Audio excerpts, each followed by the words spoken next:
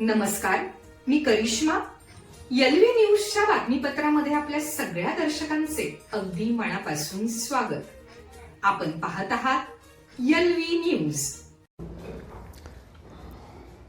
दुसरी बाजू, परवा जिल्हा परिषद अध्यक्ष आणि उपाध्यक्ष पदाच्या निवडीनंतर या जिल्ह्यातले माजी मंत्री आणि राष्ट्रवादी शरद पवार गटाचे नेते जयंत पाटील यांनी एक अतिशय कुचकट आणि दुसऱ्याचं राजकारण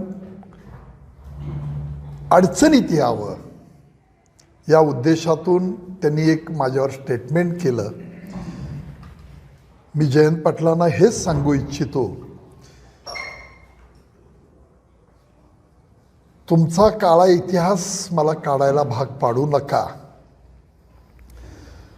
तुम्ही भाजपमध्ये येण्यासाठी किती वर्ष प्रयत्न करताय आणि किती वेळा उंबरे झिजवलेत याचा साक्षीदार म्हणून सुद्धा संजय पाटील आहे.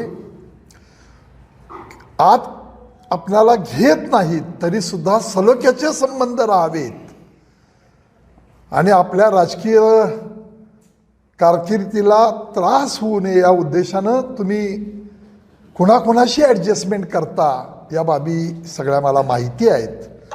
स्वतःच्या मतदारसंघापासून गावातले दोन्ही गट आपणच सांभाळायचे, एकमेकाला झुंजवायचं आणि कार्यकर्त्यांचं खच्चीकरण करायचं. तुम्हाला वाटत असेल की तुम्ही काही या जिल्ह्यातले राजकीय बोलके भावले म्हणून काही लोकांना वापरलं, खांद्यावर हात ठेवून तुम्ही कुणाकुणाची विश्वासघाताचं राजकारण केलं, तेव्हा ते काढायला मला भाग पाडू नका. संजय पाटील हा संघर्षातनं तयार झालेला, लोकांनी तयार केलेला कार्यकर्ता आहे. लोकसभेला पराभव झाला, विधानसभेला पराभव झाला, त्याला कारणं अनेक आहेत. पण कुणाच्या दारामध्ये जाऊन माझं राजकीय पुनर्वसन करा म्हणणारा हा संजय पाटील नाही. आलेल्या परिस्थितीला सामोरं गेलो, लढलो, लोकांनी न्याय दिला म्हणून राजकीय जीवनामध्ये मला लोकांनी माझ्यावर विश्वास ठेवला आणि माझ्या पाठीची शक्ती उभा केली.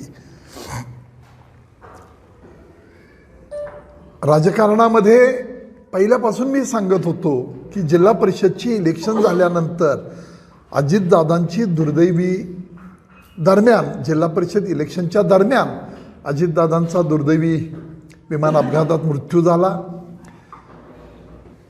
त्यानंतर निकाल लागले आणि मग अशा पद्धतीनं मी मागणी केली की आमच्या नेत्यांना एक आदरांजली ठरेल आणि आम्हाला तुम्ही या सगळ्या चालू घडामोडींचे अपडेट्स जाणून घेण्यासाठी आपल्या एलव्ही न्यूज चॅनलला सबस्क्राईब जरूर करा, लाईक करा, शेअर करा व कमेंट देखील करा. बेल आयकॉनवर प्रेस करा व नोटिफिकेशन्स मिळवा. पाहत रहा फक्त एलव्ही न्यूज. मुख्य संपादक विलास उत्तम लोखंडे.